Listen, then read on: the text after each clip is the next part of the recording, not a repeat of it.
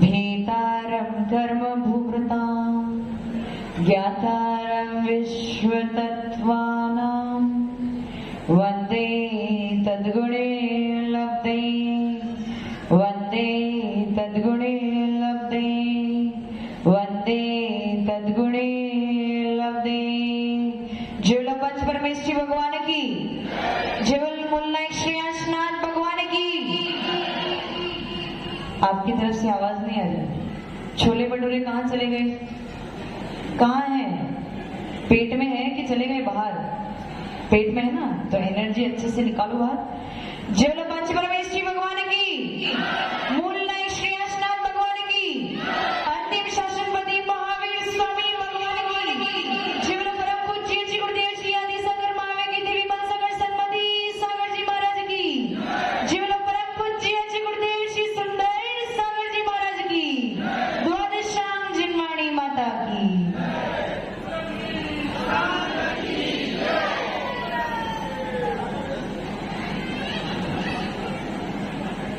तो नहीं गए? थके तो नहीं हो? पक्का? तो मुस्कुरा तो दो।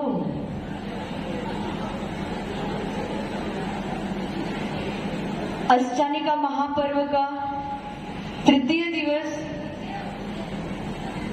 और आपके चेहरे को देख के ऐसा लग रहा है कि आपके अंतरंग में जो हर्ष था, जो उत्साह था, जो भक्ति पूर्व में थी, वो दिन ब दिन प्रतिदिन बढ़ती जा रही है। सही कह रही हूं? कुछ गलत तो नहीं कह रही? आपको नशा हो गया, पता है श्रीपाल जी? आपको, केवल आपको नहीं, इस पूरी आंतरी गांव को नशा हो गया है। कौन सा वाला? देव शास्त्र और गुरु का नशा हो गया है।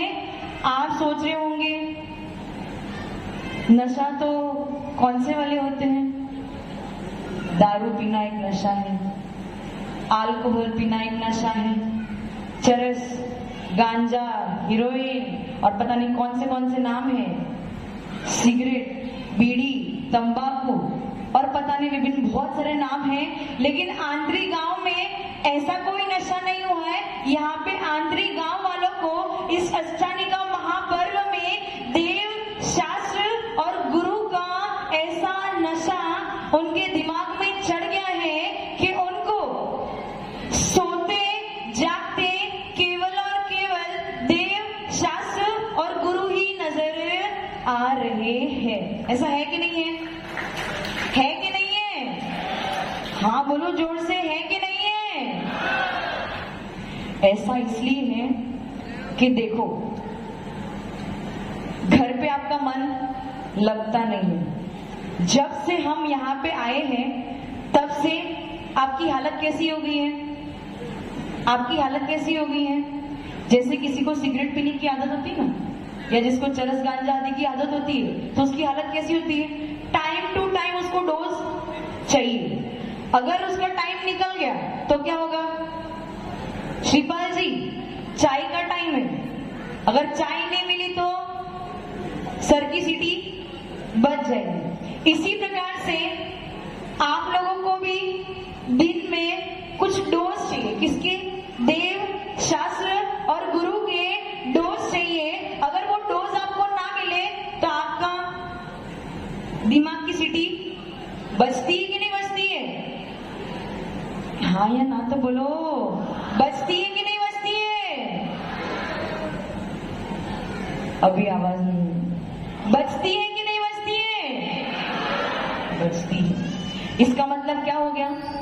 आपको भक्ति का नशा चढ़ गया है और ये नशा उतरने वाला नहीं है। ऐसा होता है ना, जैसे घर पे अगर कोई मेहमान आ जाए, मतलब जैसे अभी हम लोग यहाँ पे हैं जब तक, तो घर अगर आपका यहाँ पे आने का टाइम हो रहा है, प्रवचन का टाइम हो रहा है या पूजा का टाइम हो रहा है या भक्ति भक्ति का समय हो रहा है या आरती का समय हो रहा है तो क्या होगा? और यदि कोई मेहमान आ जाए घर पे तो क्या बोलोगे उसको? मेहमान नवाजी करोगे? नहीं करोगे। उसको बोलोगे भाई साहब मैं तो मंदिर जा रहा हूं, तू भी मेरे साथ चल, क्योंकि अगर मैं मंदिर नहीं गया तो मेरे दिल की धड़कन बढ़ जाएगी, मुझे अच्छा नहीं लगेगा।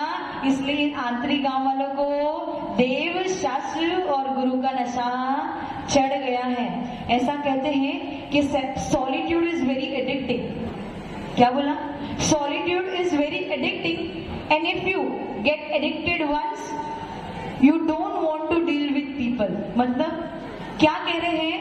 अकेलापन का जो नशा होता है वो ऐसा नशा है कि इस नशे में अगर आप एक बार डूब जाओ तो आपको लोगों से बातचीत करना अच्छा नहीं लगता। अब यहाँ पे आप अकेले हो कि नहीं हो? यहाँ पे अकेले नरेश जी अकेले हो कि नहीं हो? यहाँ पे आप अकेले हो कि नहीं हो? यहाँ पे आप अकेले हो कि नहीं हो? अरे आप सब अकेले ही हो। जब से आपने उस दरवाजे से अंदर प्रवेश किया, ना कोई माता है, ना कोई पिता है, ना कोई बच्चा है, कुछ भी नहीं है। केवल और केवल देव, शास्त्र और गुरु, इनके अलावा हमारा कोई भी नहीं है। ये अकेलेपन का नशा आपको चढ़ गया है और इस अकेलेपन में आपके साथ केवल देव, शास्त्र, गुरु है। इसके अलावा और किसी का स्थान, आपके और उनके बीच में किसी का स्थान है क्या? है क्या श्रीपाल जी? देव, शास्त्र और गुरु और आपके बीच में किसी और का स्थान है क्या?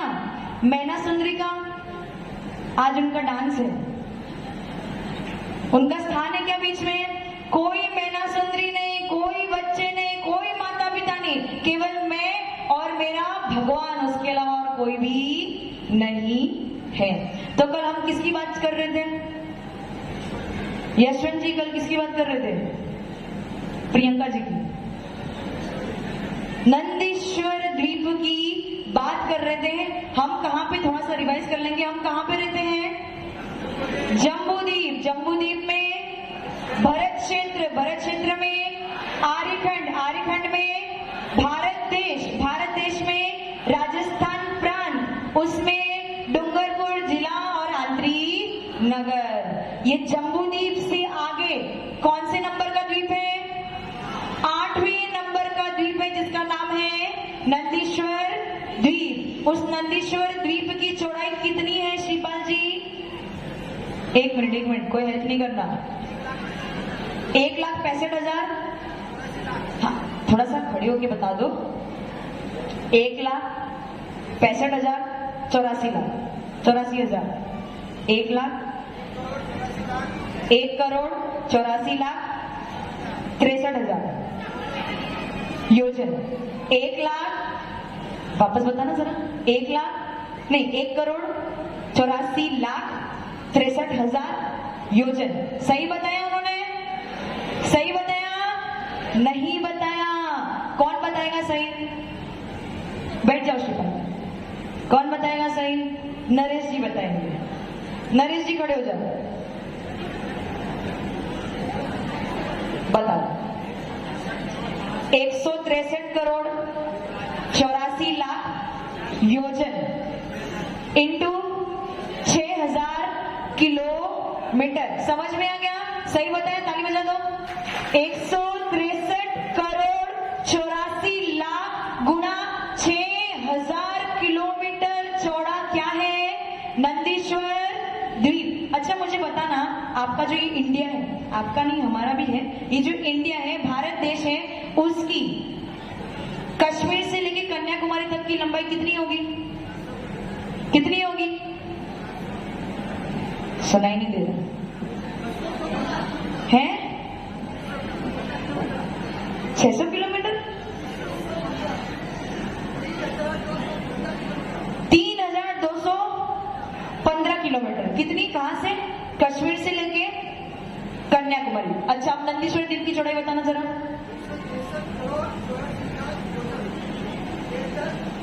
चलो अच्छा आपको याद है, बैठ जाओ। कितनी है? इंडिया की लंबाई है केवल और केवल 3,215। 3,000 नंदीश्वर द्वीप 163 करोड़ 84 लाख गुणा 6000 किलोमीटर, यानी अपना भारत 1 योजन लंबा भी नहीं है। अब इस भारत में, भारत के एक कोने में हम रहते हैं। इस कोने की अपेक्षा करके जब उस नंदीश्वर द्वीप की कल्पना करोगे तो आपकी कल्पना से परे है, लेकिन असत्य नहीं है, बिल्कुल और बिल्कुल सत्य है। सत्य क्यों है? सत्य क्यों है?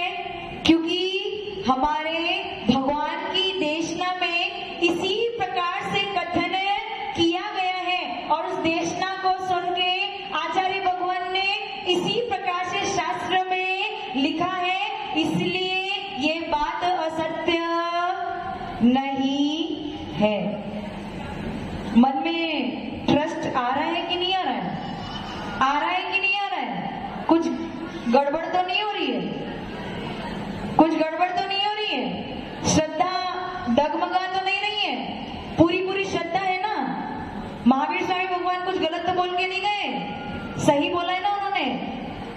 बस इसी प्रकार से अपनी श्रद्धा को मजबूत बनाए रखना। अब आगे मैंने कल बताया था 4 प्रकार के देव वहां पे जाते। कितने प्रकार के? 4 प्रकार के। कौन से? कल्पवासी, भवनवासी, व्यंतर और ज्योतिष। कल्पवासी, भवनवासी, व्यंतर और ज्योतिष। और वहां पे कितने जिनालय हैं? 52 जिनालय हैं। अच्छा, उन 52 जिनालयों का भाग किस प्रकार से किया गया है? 4 दिशा में, पूर्व, पश्चिम, उत्तर, दक्षिण, हर दिशा में कितने कितने जिनालय हैं? 13 जिनालय हैं। इस प्रकार से 13 × 4 52 जिनालय हो गए। अब ये 13 जिनालय किस प्रकार से स्थित है उसे समझते हैं। अब चारों दिशा में यानी एक दिशा में एक पर्वत है, उसका नाम है अंजन गिरी। क्या नाम है? एक दिशा में एक पर्वत, उसका नाम क्या है? स्पर्श जी, उसका नाम क्या है? थोड़ा सा उत्साह लाओ, अच्छे से बोलो, क्या नाम है? अंजन गिरी। अब इसका नाम अंजन गिरी क्यों है? अंजन क्या होता है? जो काजल लगाते हैं ना, सुरमा लगाते हैं आंखों में, उसका कलर क्या होता है? काला। क्योंकि इस पर्वत का कलर काला है, इसलिए इसका नाम क्या है? अंजन गिरी। ये अंजन गिरी कितना ऊंचा है? 84,000 योजन ऊंचा। कितना? 84,000 योजन ऊंचा। और उसकी चौड़ाई कितनी है? वो भी 84,000 योजन चौड़ाई। कितनी? 84,000 योजन चौड़ाई। तो पहली बात क्या हो गई कि नंदीश्वर द्वीप के चारों दिशा में एक एक पर्वत है, जिसका नाम क्या है? अंजन गिरी। उसका कलर क्या है? काला। उसकी ऊंचाई कितनी है?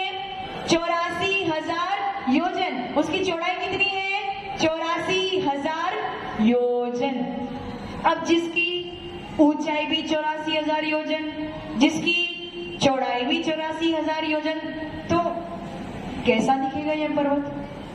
आपकी इधर पर्वत कैसा है? यहाँ पे आंतरी में पर्वत है क्या? आंतरी में पर्वत है, पीछे है ना? पर्वत कैसे होते हैं? नीचे वाइड और ऊपर स्टीप, ऐसे ही तो होते हैं पर्वत। लेकिन वहां पे नंदीश्वर द्वीप में ऐसे पर्वत नहीं है। जितनी चौड़ाई नीचे है, उतनी ही चौड़ाई ऊपर है, और जितनी उसकी लंबाई है उतनी उसकी चौड़ाई है। तो वो कैसा है? ढोल के समान। कैसा है? जैसे कोई ढोल होता है ना, उसकी चौड़ाई भी 84,000 योजन, उसकी लंबाई भी यानी उसकी ऊंचाई भी 84,000 योजन, और कैसा है? गोल है। तो समझ लो किसी ने ढोल रख दिया हो। कैसा? काला ढोल रख दिया हो। उसी प्रकार से वहां पे हर दिशा में एक एक अंजन गिरी स्थित है। समझ में आया क्या? समझ में आया? यहाँ पे समझ में आया? संदीप भैया समझ में आया? अंजन गिरी कैसा है? ढोल के समान। विनोद जी ध्यान दो,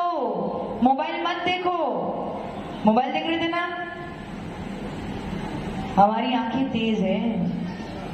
कैसा है वो अंजनगिरी? ढोल के समान, जिसकी ऊंचाई भी सेम है और चौड़ाई भी सेम है। ये समझ में आ गया? ये समझ में आ गया? यानी एक दिशा में एक पर्वत हमारा हो गया। हमारे को 13 पर्वत कंप्लीट करने हैं। अभी हम केवल एक पर्वत पे पहुंचे। अब जो एक दिशा में एक अंजनगिरी है, उस अंजनगिरी के आसपास भी 4 दिशा है। कितनी दिशा है? जैसे समझ लो मैं पर्वत, मैं क्या हूं? पर्वत। मैं एक दिशा में हूं, मैं पर्वत हूं। अब मेरे पास भी 4 दिशा है कि नहीं है? पूर्व, पश्चिम, उत्तर और दक्षिण। तो जहां पे वो पर्वत बैठा है, उस पर्वत के भी चारों दिशा में 4 पर्वत है। कितने पर्वत है? 4 पर्वत है। कितने पर्वत है? समझ में आ रहा है क्या? समझ में आया क्या? थोड़ा सा बदल दो। उस अंजनगिरी के चारों दिशा में 4 बावड़ियां है। कितने हैं? 4 बावड़ी क्या होता है? बावड़ी क्या होता है? जो स्क्वायर होता है और जिसके अंदर पानी, कुआं नहीं, कुआं गोल होता है। बावड़ी कैसी होती है? स्क्वायर होती है, चौकोर होती है। 1 लाख योजन चौड़ी और 1 लाख योजन लंबी बावड़िया है। बावड़िया तो बोलते हैं, बावड़िया, बावड़िया, बावड़ी।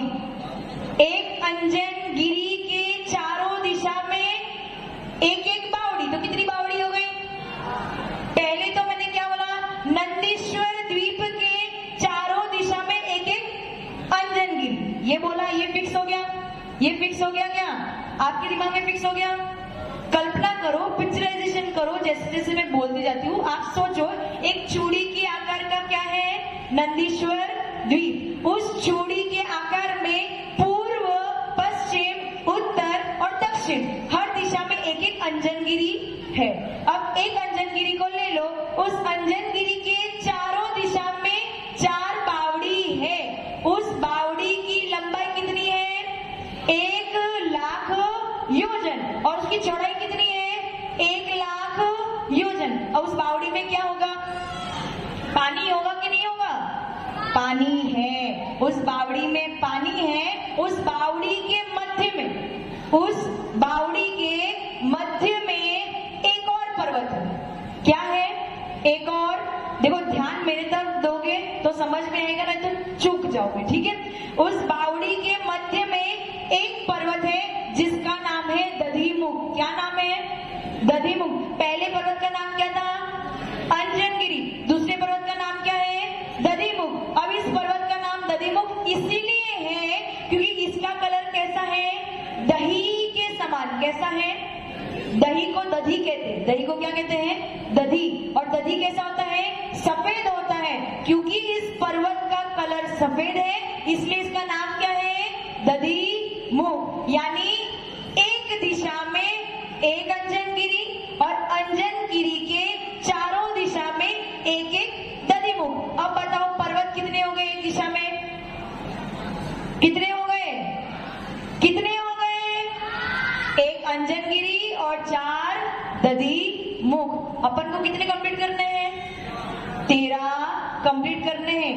13 में से 5 पूरे हो गए। कितने बाकी हैं? 8। अब क्या पकड़ना है? जो बावड़ी है ना, एक एक दिशा में जो बावड़ी है, उस बावड़ी के बाहर वाले 2 कोने कौन से? जैसे ये स्टेज है ना, यहाँ पे स्टेज के कितने कोने हैं? 4 कोने। यहाँ पे केवल स्टेज के 2 कोने लेने। उसी प्रकार से बावड़ी के आपको केवल 2 कोने लेने। वो भी कौन से? बाहर वाले। कौन से? बाहर वाले। वो जो बाहर वाले कोने हैं, 2-2 कोनों पे एक एक पर्वत है जिसका नाम है रतिकर। क्या नाम है? रतिकर। क्या नाम है? रतिकर। रतिकर नाम इसलिए है क्योंकि इसका कलर कैसा है?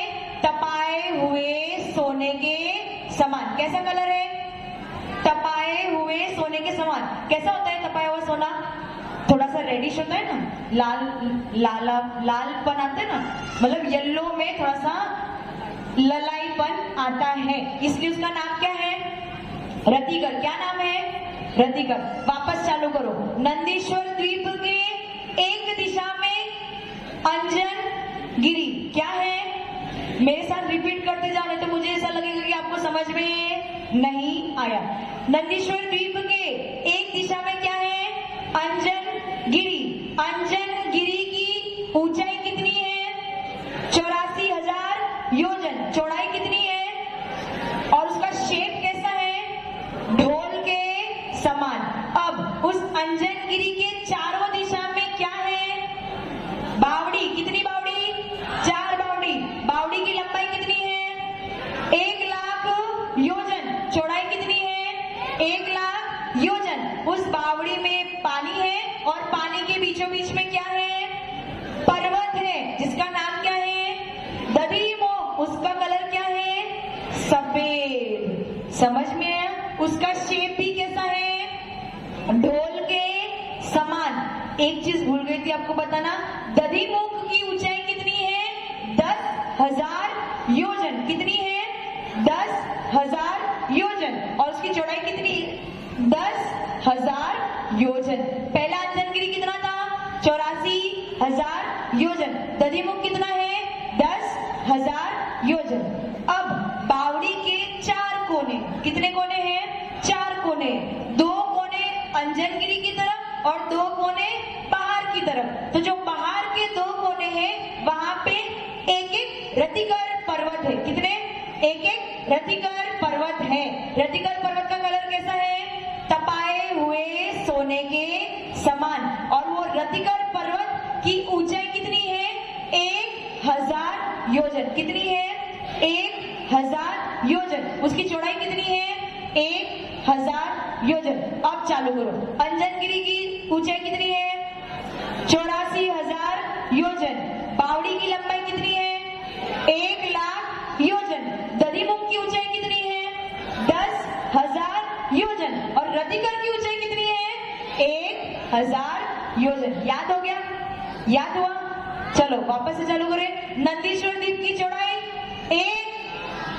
163 करोड़ 84 लाख योजन इंटू 6,000 किलोमीटर। नंदीश्वर द्वीप के 4 दिशा, हर दिशा में एक अंजनगिरी जिसका कलर क्या है? काला। उसकी ऊंचाई कितनी है? 84,000 योजन। चौड़ाई कितनी है? 84,000 योजन। उसका शेप कैसा है? ढोल के समान। उस अंजनगिरी की चारों दिशा में क्या है? 4 बावड़ी। उसकी लंबाई कितनी है? 1,00,000 योजन। चौड़ाई कितनी है? 1,00,000 योजन। उस बावड़ी के बीचों बीच में क्या है? दधीमुख। उसका कलर कैसा है? सफेद। ऊंचाई कितनी है? 10,000 योजन। चौड़ाई कितनी है? 10,000 योजन। और बावड़ी के बाहर के 2 कोने में क्या है? रतिकर पर्वत। उसकी ऊंचाई कितनी है? 1,000 योजन। चौड़ाई कितनी है? 1,000 योजन। और उसका कलर कैसा है? तपाए हुए सोने के समान। दधीमुख तक हमने 5 पर्वत पूरे कर लिए थे और 8 की कमी पड़ रही थी। तो वो 8 कहां से आए?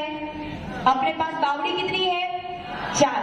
और हर बावड़ी के 2-2 कोने लेंगे और हर कोने में एक-एक पर्वत है। तो बताओ रतिकर कितने होंगे? कितने हो गए? समझ में आया क्या? क्या बोला मैंने? बावड़ी कितनी है? 4। और उसके कितने कोने लेने हैं? एक-एक बावड़ी के 2-2 कोने। तो 4 बावड़ी के कितने कोने हो गए? 8। और हर कोने में एक रतिकर। अब बताओ कितने पर्वत हुए?